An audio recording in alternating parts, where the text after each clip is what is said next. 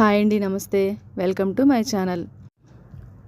ఉండ్రాళ్ళు పాల తాలికల పాయసం ఎలా చేసుకోవాలో చూపించబోతున్నానండి. దీనికోసం 1.5 కప్పు సగ్గుబియ్యంని బాగా కడిగి నానబెట్టుకోవాలండి. ఇప్పుడు మనం ఏ కప్తో అయితే సగ్గుబియ్యం తీసుకున్నామో సేమ్ అదే కొలతతోటి బెల్లంని కూడా ఇలా తీసుకొని 1.5 కప్పు వాటర్ వేసి బెల్లం కరిగే వరకు మరిగించాలండి. దీనికోసం మనకి పాకం ఏమీ రానవసరం లేదండి. ఇలా మరుగుతున్నప్పుడు మనము విడిగా ఒక ప్లేట్లోకి 1.5 కప్పు బియ్యం పిండిని ఇలా ప్లేట్లో తీసుకోవాలండి.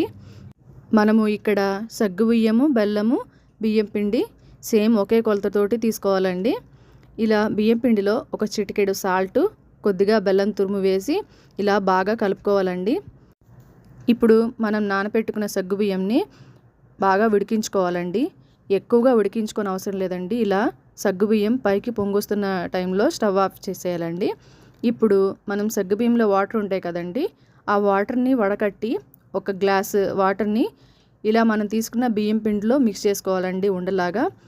ఇలా ఈ వాటర్ వేయడం వల్ల మనకి తాలికలు కానీ ఉండ్రాలు కానీ ఒకదానికొకటి అంటుకోకుండా బాగా వస్తాయండి.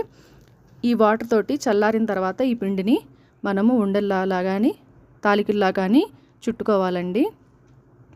ఇలా చుట్టుకొని కాసేపు పక్కన పెట్టుకోవాలండి. ఈ పిండిలోంచి కొంచెం పిండిని ఒక చిన్న బౌల్లో కొద్దిగా వాటర్ వేసి చిక్కగా మిక్స్ చేసుకొని పక్కన పెట్టుకోవాలండి. ఇప్పుడు మనకి సగ్గుబియ్యం ఉడికిపోయి ఉంటాయి కదా, ఈ సగ్గుబియ్యం బౌల్ని మళ్ళీ స్టవ్ మీద సిమ్లో కానీ లో ఫ్లేమ్లో కానీ పెట్టి 4 గ్లాసుల చిక్కటి పాలని తీసుకోవాలండి. మనం ఫస్ట్లో ఏ గ్లాస్తో అయితే మనం సగ్గుబియ్యం, బెల్లం తీసుకున్నామో సేమ్ అదే గ్లాస్తో 4 గ్లాసుల చిక్కటి పాలు తీసుకోవాలండి. ఈ పాలల్లో ఈ సగ్గుబియ్యం కొద్దిగా ఉడికిన తర్వాత మనం చుట్టి పెట్టుకున్న ఈ తాలికల్ని, ఉండ్రాల్ని వేసేసుకోవాలండి. వీటిని కాసేపు ఉడికించిన తర్వాత ముందుగా మనం ప్రిపేర్ చేసి పెట్టుకున్నాం కదండి బెల్లం పాకము, అది కంప్లీట్గా చల్లారిన తర్వాత ఈ మిశ్రమంలో కలపాలండి. లేదంటే పాలు విరిగిపోయే అవకాశం ఉంటుంది. ఇలా బెల్లం పాకము లిక్విడ్ వేసిన తర్వాత 2 మినిట్స్ వరకు చాలా లో ఫ్లేమ్లో అలా ఉడికించుకొని స్టవ్ ఆఫ్ చేసుకోవాలండి. మనకి ఫ్లేవర్ కోసం ఇలాచీ పౌడర్ని యాడ్ చేసుకుంటే యాడ్ చేసుకోవచ్చండి. ఇలా లో ఫ్లేమ్లో ఉన్నప్పుడే మనం మిక్స్ చేసి పెట్టుకున్నాం కదండి బియ్యం పిండి, వాటర్ వేసి చిక్కగా ఆ మిశ్రమాన్ని కూడా ఇందులో కలిపేసేయాలండి. ఇప్పుడు మనకి పాల తాలికల పాయసము క్రీమీ స్ట్రక్చర్లో వస్తుంది.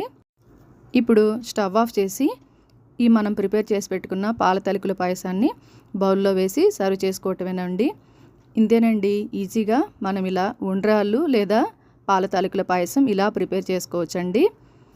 ఇవి మనకి పాల తాలికలు కానీ ఉండ్రాలు కానీ ఒకదానికొకటి అంటుకోకుండా చాలా బాగుంటుందండి. దీని టేస్ట్ కూడా చాలా బాగుంటుంది. పాలు కూడా చిక్కగా క్రీమీ స్ట్రక్చర్లో చాలా బాగుంటుందండి టేస్ట్.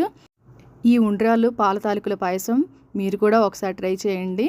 అలాగే వీడియో నచ్చితే వీడియోకి లైక్ కొట్టండి. అలాగే మన ఛానల్ని సబ్స్క్రైబ్ చేసుకోండి. Thanks for watching. అండ్ మీకు మీ కుటుంబ సభ్యులందరికీ వినాయక చతుర్థి శుభాకాంక్షలండి. Bye bye.